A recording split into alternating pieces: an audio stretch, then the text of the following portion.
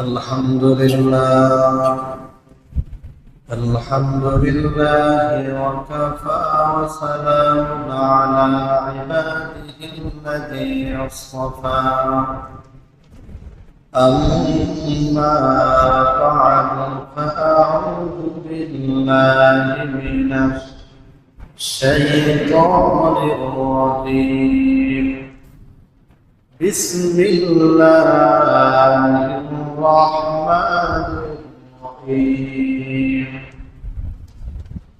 إن عدة الشهور عند الله 12 شهرا في كتاب الله وقال رسول الله صلى الله عليه وسلم صيام عاشوراء أحتسب أن يكفر السنة التي قبله أو كما قال النبي عليه الصلاة والسلام الحمد لله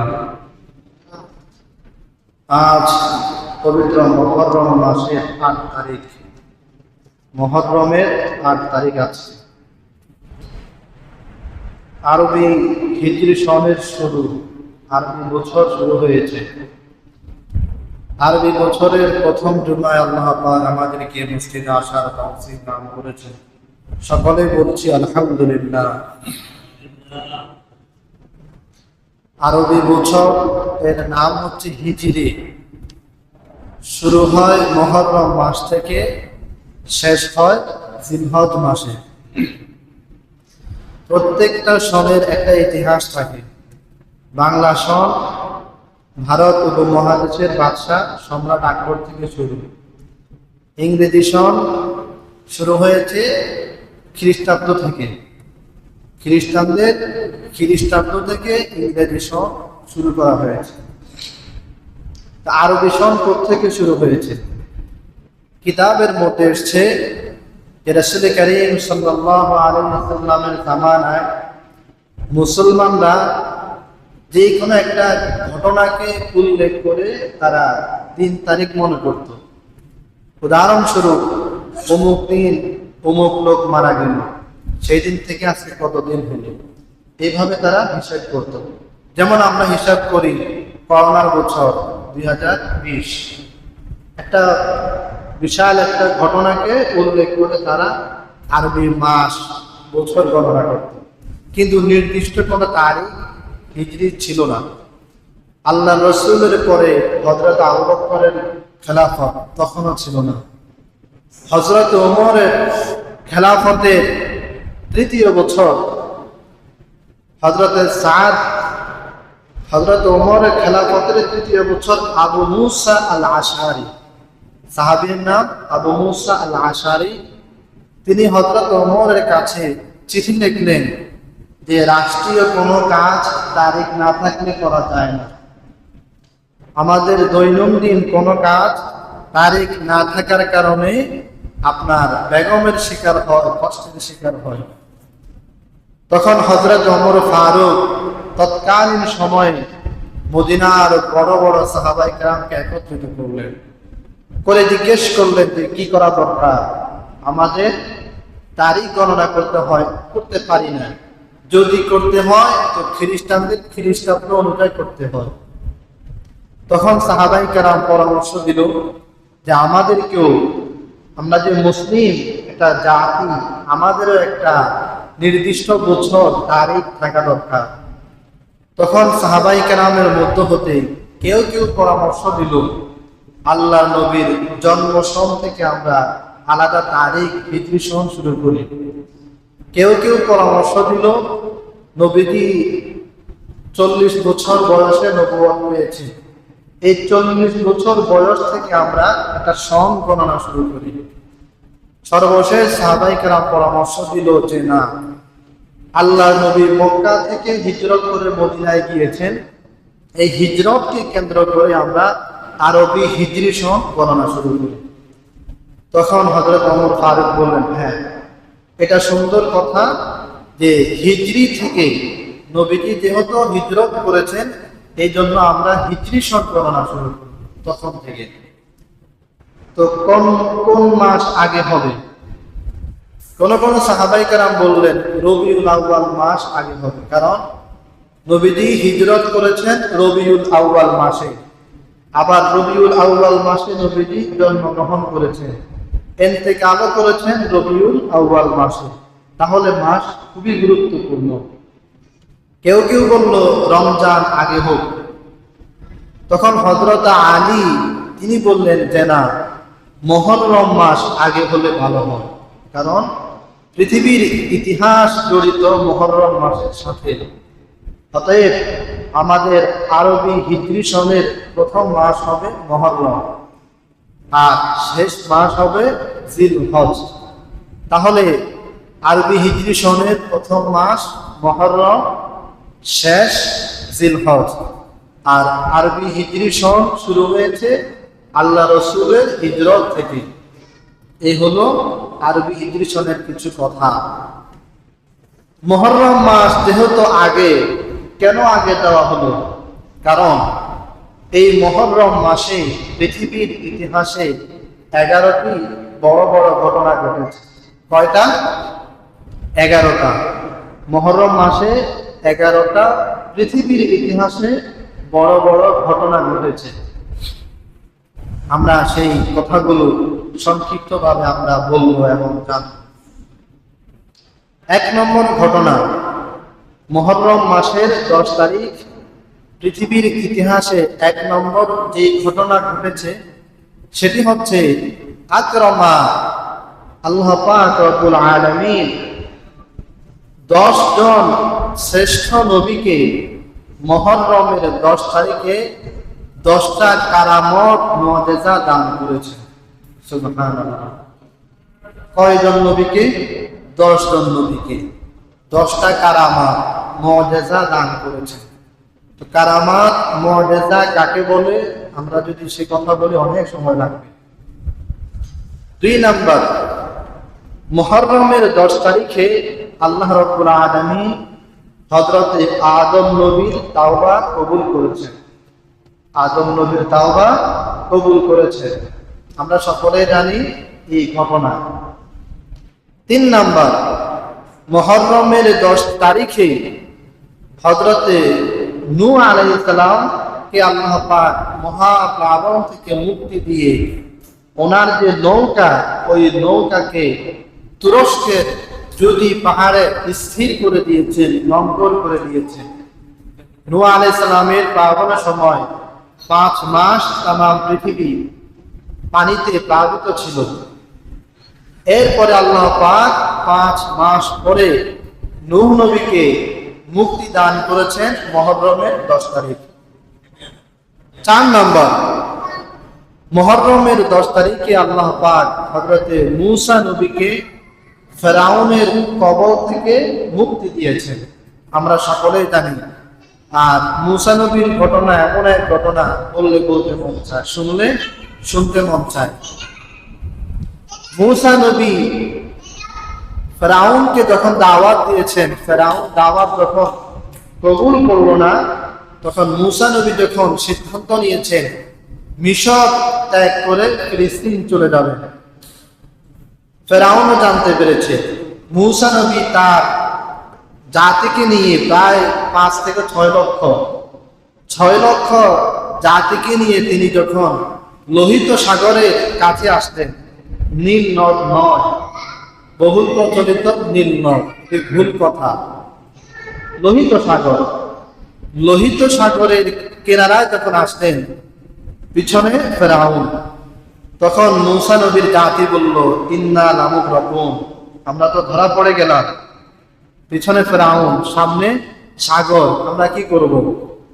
তখন মূসা নবী বললেন, কাল্লা ইন্না মাইয়া রাব্বি সায়াহদিন, কখনো নয়, আল্লাহ পাক আমাদের সাথে আছেন। এরপরে আমরা জানি তিনি লাঠি দিয়ে 12টা আঘাত করেছেন, 12টা রাস্তা হয়ে গেল। মূসা নবী তার 6 লক্ষ জাতি নিয়ে 12টা রাস্তা সাগরের উপরে, 12টা রাস্তা পার হয়ে গেল। ফেরাউন সাগরের কাছে আয়েশা দেখে ফ্লাইওভার, সেতু। ফেরাউন মনে করলো, ফেরাউন কিতাব তাফসীরে মারিফুল কোরআন দেখে, তখন ফেরাউন তার জাতিকে উদ্দেশ্য করে বলল, কি বুঝলেন আপনারা? এই যে দেখেন, আপনাদের জন্য সমুদ্রে আমি ফ্লাইওভার, সেতু নির্মাণ করলাম। এবার আমার বানানো সেতুতে আপনারা উঠে যখন মধ্যখানে আসলো, আল্লাহ পাক পানিকে হুকুম করলেন, আগের মতো হয়ে যাও। পানি আগের মতো হয়ে গেল। ফেরাউন লোহিত সাগরে তার দল বর্ষ ডুবে গেল। মূসা নবী তিনি তো আগে চলে আসলেন এই পাড়ে। তো মূসা নবীকে আল্লাহ পাক ফেরাউনের কবর থেকে যে মুক্তি দিয়েছিলেন, সেই দিনটা কি ছিল? মুহররমের 10 তারিখ। কত নম্বর গেল? 4। 5 নম্বর, হযরতে ইউনূস নবীকে আল্লাহ পাক মুহররমের 10 তারিখে মাছের পেট থেকে মুক্তি দিয়েছিলেন। ঘটনা আমরা সবাই জানি, সময় করে বলবো ইনশাআল্লাহ। 6 নম্বর, হযরতে ইউসুফ নবীকে আল্লাহ পাক মুহররমের 10 তারিখে কুয়া থেকে উদ্ধার করেছে। তার ভাইয়েরা তাকে যেই কূপের মধ্যে ফেলে দিয়েছিল, ওই কূপ থেকে মুহররমের 10 তারিখে আল্লাহ পাক ইউসুফ নবীকে উদ্ধার করেছে। 7 নম্বর, হযরতে ইয়াকুব নবীকে আল্লাহ পাক পুনরায় চক্ষু দান করেছে, চোখের দৃষ্টিশক্তি দান করেছে। ইউসুফ নবীকে না পাওয়ার কারণে ইয়াকুব নবী কাঁদতে কাঁদতে উনি অন্ধ হয়ে গিয়েছিলেন। চোখের একটা কোরআন শরীফের আয়াত, অনেকে বিশ্বাস করে না, কিন্তু এটা কোরআনের আয়াত। কেউ যদি অবিশ্বাস করে, ঈমান চলে যাবে। ইয়াকুব আলাইহিস সালাম কাঁদতে কাঁদতে ওনার চোখ হারিয়ে ফেলেছেন, আর চোখে দেখেন না। আমরা এমন অনেক মানুষ চোখে দেখি না বয়সের কারণে।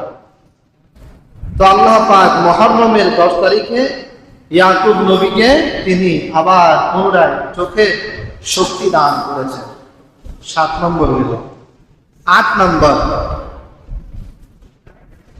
ইব্রাহিম নবীকে আল্লাহ রাব্বুল আলামিন মুহররমের 10 তারিখে, ইব্রাহিম নবীকে আল্লাহ পাক মুহররমের 10 তারিখে আপনার নমরুদের ওই যে আগুনের কুণ্ডলী, সে আগুনের কুণ্ডলী থেকে আল্লাহ রাব্বুল আলামিন উদ্ধার করেছেন ইব্রাহিম নবীকে। 8 নম্বর গেল। 9 নম্বর, আল্লাহ রাব্বুল আলামিন মুহররমের এই 10 তারিখে হযরতে মুহাম্মদুর রাসূলুল্লাহ সাল্লাল্লাহু আলাইহি ওয়াসাল্লামের আগের পরের সব গুনাহ মাফ করে দিয়েছেন।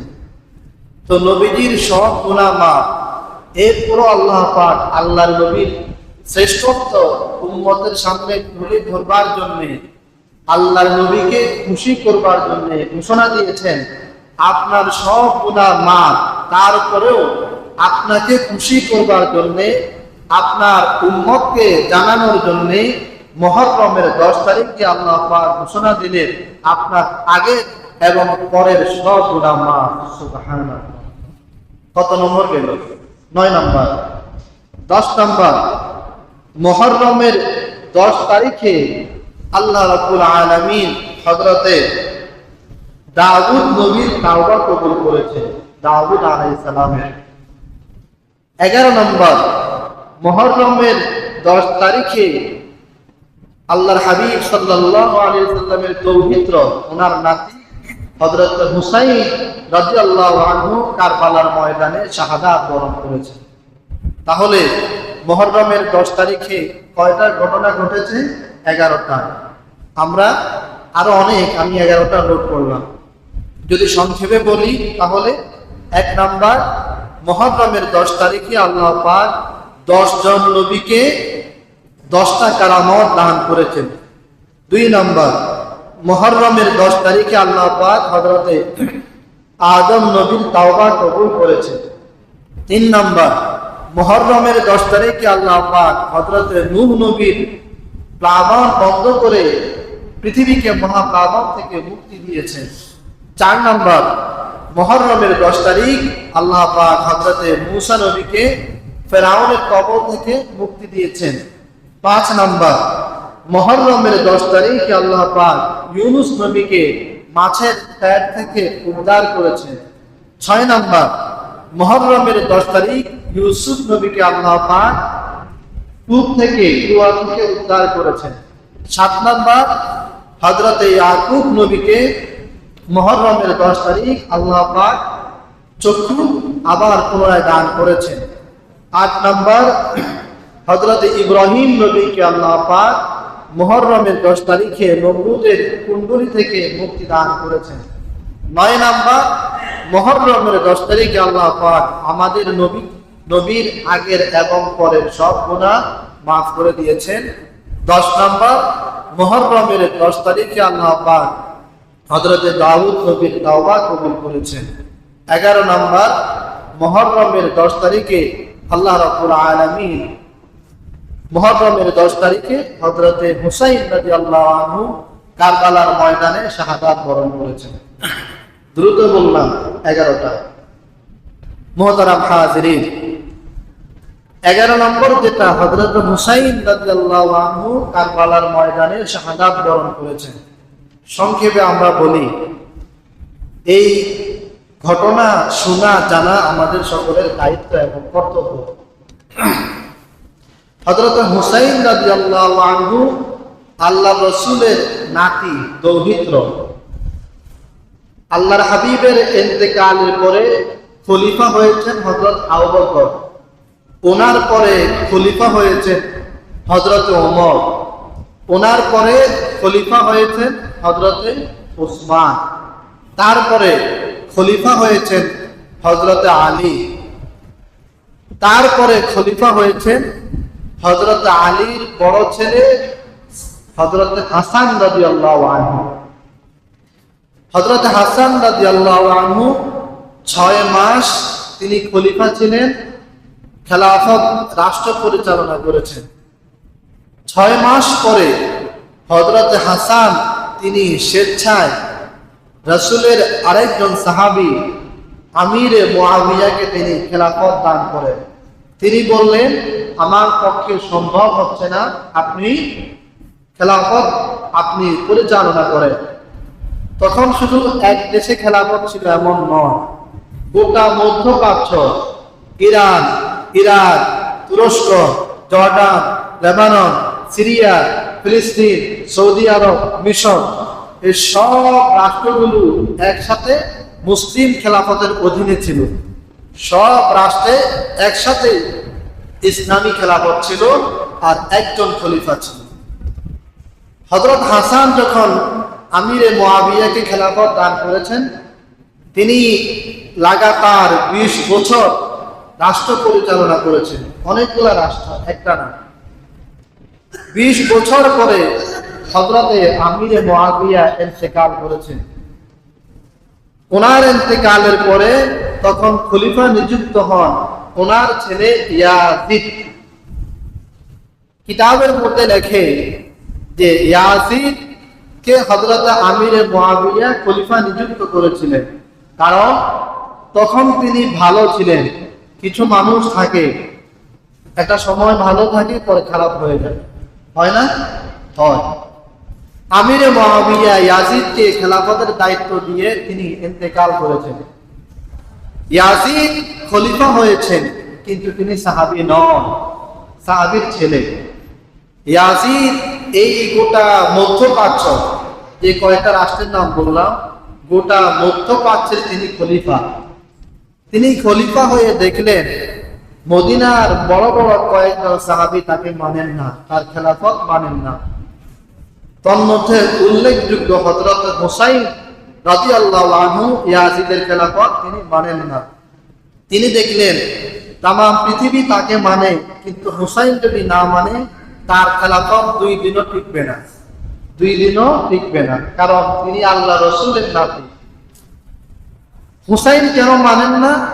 হুসাইন মানতেছেন না এই জন্যে যে ইয়াজিদ হলো আমির মুআবিয়ার ছেলে।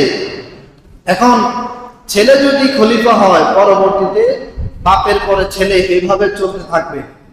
এই জন্য হযরত হুসাইন তার খেলাফত মেনে নেননি। ইয়াজিদ ঘোষণা করলো যে হুসাইনকে গ্রেফতার করা হোক। এই দিক দিয়ে তৎকালীন ইসলামী সাম্রাজ্যের, ইসলামী খেলাফতের রাজধানী ছিল ইরাকের কুফা নগরী। কুফা নগরীর লোকজন হযরত হুসাইনের নিকট চিঠি লিখলো যে আমরা ইয়াজিদকে মানি না, আপনি কুফায় আসেন, আমরা আপনাকে মেনে নেব। কারণ খেলাফতের রাজধানী কোনটা? কুফা। রাজধানী যার দখলে, গোটা খেলাফত তার দখলে। হযরত হুসাইনের নিকট যখন একের পর এক চিঠি আসতে লাগলো, তিনি এটাকে যাচাই বাছাই করার জন্য হযরতে মুসলিম রাদিয়াল্লাহু আনহু ওনাকে পাঠান কুফা নগরীতে। বলেন, গিয়ে দেখো যে কুফা নগরীর মানুষ আসলে কি আমাকে চাচ্ছে কিনা। মুসলিম তিনি কুফা নগরীতে এসে দেখলেন যে কুফা নগরীর বাহ্যিক অবস্থা, তারা হুসাইনকে চায়, ইয়াজিদকে চায় না। মুসলিম তিনি আবার চিঠি লিখলেন যে আপনি কুফায় আসতে পারেন, বাস্তবিক কুফার লোকেরা আপনাকে চাচ্ছে। হযরত হুসাইন যখন চিঠি পেলেন মুসলিমের, তিনি নির্ভর হয়ে গেলেন, নিশ্চিত হলেন যে না, এখন আমি যেতে পারি। হযরত হুসাইন কুফা নগরের দিকে রওনা করলেন, আর ইয়াজিদ তার কানে খবর চলে আসলো হুসাইন কুফায় আসতেছে। তখন ইয়াজিদ কুফার যিনি গভর্নর ছিলেন ওবায়দুল্লাহকে ফরমান পাঠালেন। আমার কথা কি বুঝা যায় না? ফরমান পাঠালেন যে হুসাইন কোনোভাবে যাতে কুফা নগরীতে প্রবেশ না করে তাকে গ্রেফতার করবে। হযরত হুসাইন ওই যে মুসলিম ওনার চিঠি পেয়ে ৭২ জনের একটা কাফেলা, ছেলে মেয়ে ছোট বড় ৭২ জনের একটা কাফেলা নিয়ে কুফার উদ্দেশ্যে রওনা করলেন। মুসলিম চিঠি তিনি পাঠিয়ে দিলেন, আর এইদিকে ইয়াজিদ ঘোষণা করলো হুসাইনকে গ্রেফতার করার জন্য। কুফার গভর্নর ওবায়দুল্লাহ চিরনি অভিযান পরিচালনা করছেন। মুসলিম নামে এক ব্যক্তি কুফা নগরীতে আছে, সে কোথায়, তাকে খুঁজে বের করার জন্য তিনি চিরনি অভিযান পরিচালনা করছেন। অবশেষে তিনি মুসলিম রাদিয়াল্লাহু আনহু তাকে খুঁজে পেলেন। খুঁজে পেয়ে তাকে মারার জন্য গভর্নর হাউসের ছাদে উঠিয়ে ফেললেন। গভর্নর হাউসের ছাদে ওঠার আগে মুসলিম একজন লোককে কানে কানে বললেন, আমি তো নবীর নাতি হুসাইনকে চিঠি পাঠিয়ে দিলাম কুফায় আসার জন্য, আমি তো বুঝতে পারি নাই, এখন তো দেখতে পাচ্ছি কুফার অবস্থা খুবই থমথমে, তিনি যদি কুফায় আসেন তাহলে তারা তাকে মেরে ফেলবে, আমাকে তো এখনই তারা মেরে ফেলবে, দৌড়ে যাও, গিয়ে নবীর নাতিকে খবর পৌঁছে দাও যাতে তিনি কুফায় না আসে, আমার আগের খবর সঠিক ছিল না, অতি দ্রুত চলে যাও। এই কথা বলে মুসলিম চলে আসলেন ওবায়দুল্লাহ দরবারে। ওবায়দুল্লাহ মুসলিম ইবনে আকিলকে গভর্নর হাউসের ছাদে উঠিয়ে উপর থেকে ফেলে দিলেন নিচে। তিনি পড়ে শাহাদাত বরণ করলেন।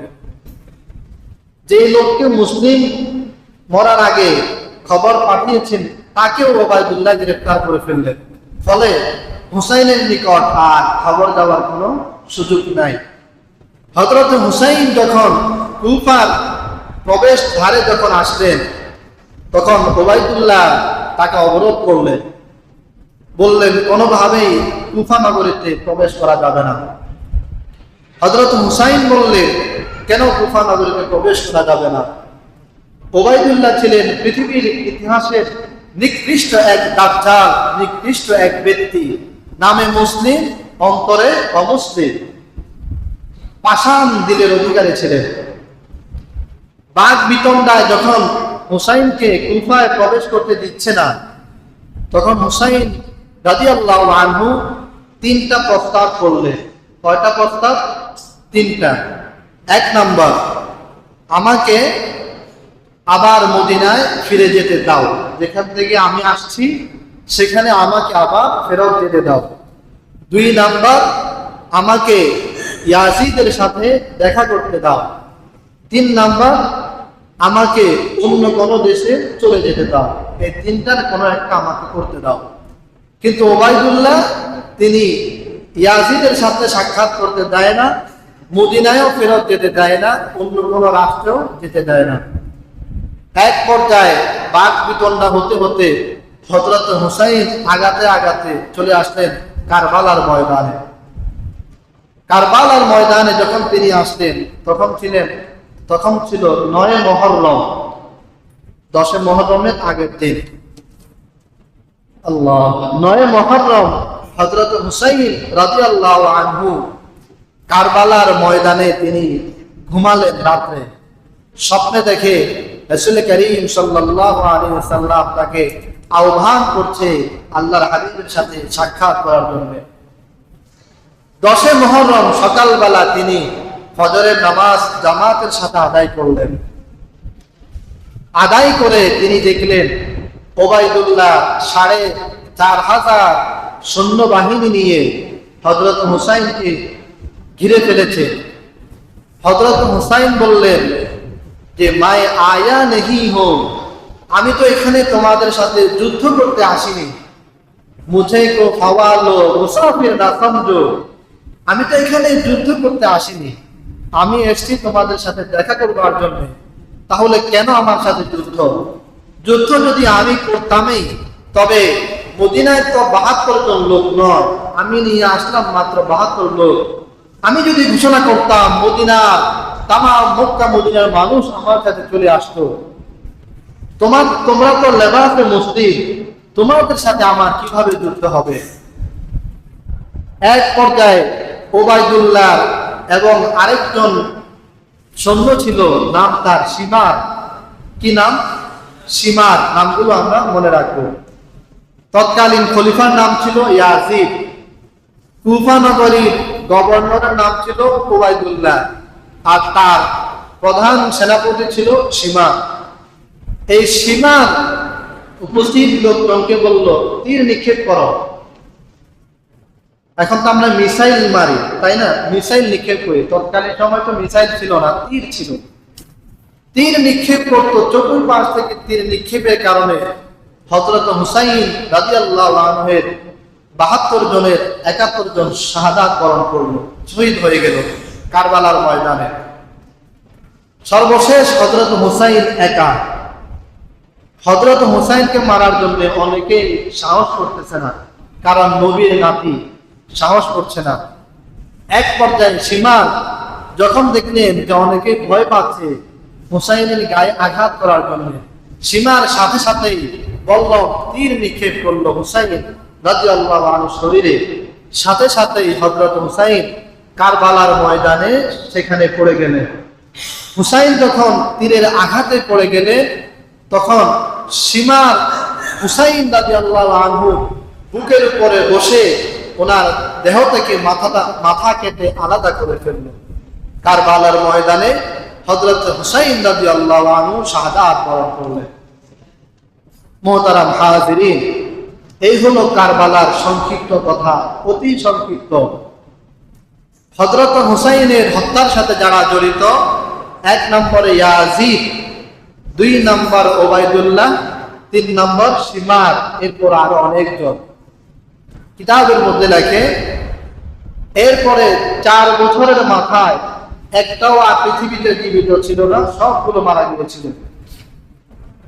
হযরত হুসাইন রাদিয়াল্লাহু আনহুর শাহাদাত থেকে আমাদের কি শিক্ষা?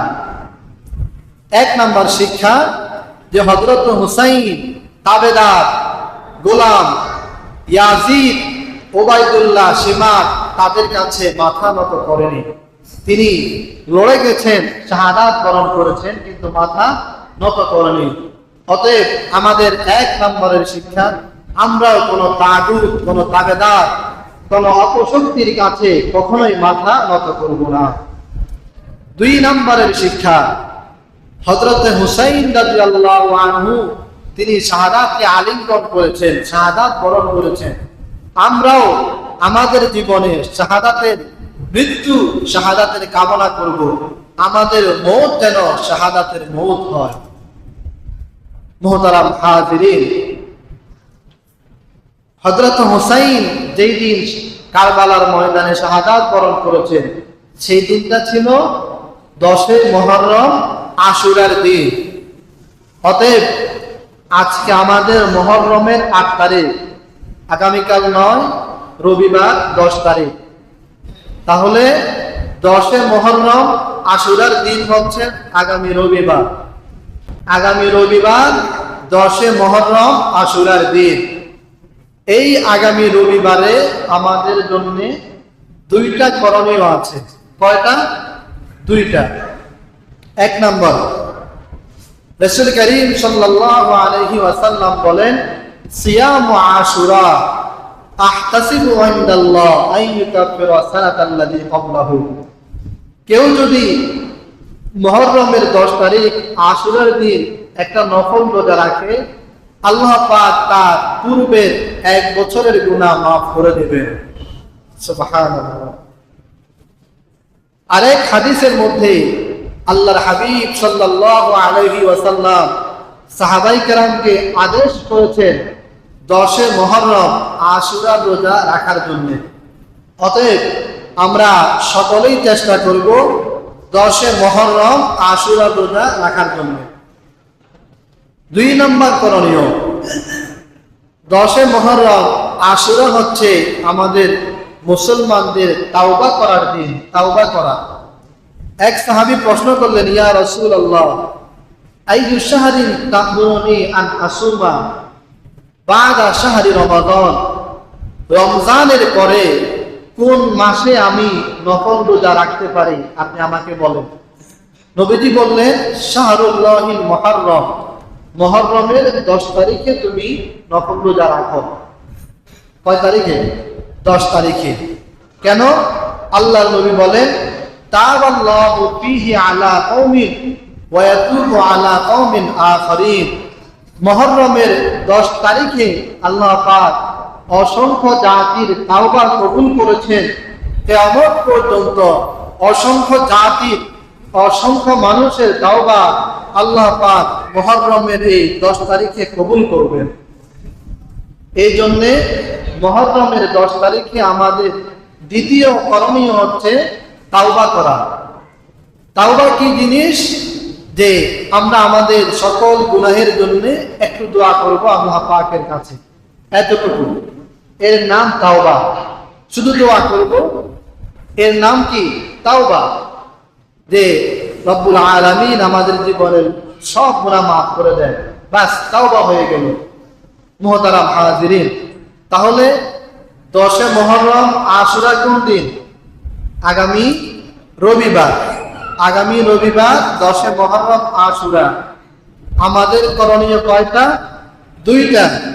1 নম্বর করণীয়, এই 10 মুহররম আগামী রবিবার আমরা একটা নফল রোজা রাখবো। 2 নম্বর করণীয়, আমরা আল্লাহ পাকের কাছে তাওবা করব। কি করব? তাওবা করব। এই 2টা করণীয়। আরেকটা করণীয় হাদিসে পাওয়া যায়, সেটা সম্ভব হলে করব। সেটি হচ্ছে আল্লাহ রাসূল বলেন, মান ওয়াসা আলা নাফকাতি আয়ালিহি, যার সামর্থ্য আছে সে যেন মুহররমের 10 তারিখে একটু ভালো খাবারের আয়োজন করে। এটি সহিহ হাদিস নয়, তবে আমল করলে করা যায়। যার সামর্থ্য আছে সে যেন মুহররমের 10 তারিখে একটু ভালো খাবারের আয়োজন করে। এই হাদিসের বর্ণনাকারী হযরত সুফিয়ান বলেন যে আমি মুহররমের 10 তারিখে ভালো খাবারের আয়োজন করে এর ফলাফল পেয়েছি। আল্লাহ পাক আমার রিজিকে ভরপুর বরকত দান করেছেন। এই জন্য সম্ভব হলে আমরা ভালো খাবারের আয়োজন করতে পারি। ফরজ ওয়াজিব কিছুই না, যদি সম্ভব হয় আমরা করব। মহান রব্বুল আলামিন আমাদেরকে তৌফিক দান করুন। মুহতারাম হাজিরিন, আজকে আমরা মুহররমের আশুরা সম্পর্কে আমরা আলোচনা করলাম। সর্বশেষ আমরা আলোচনা করলাম যে আশুরার দিন পৃথিবীর ইতিহাসে বড় বড় 11টি ঘটনা ঘটেছে। তারপরে আশুরার দিন আমাদের জন্য 2টা করণীয়। একটা হচ্ছে নফল রোজা রাখা, আর একটা হচ্ছে তাওবা করা। মহান রব্বুল আলামিন আমাদের সকলকে তৌফিক দান করুন।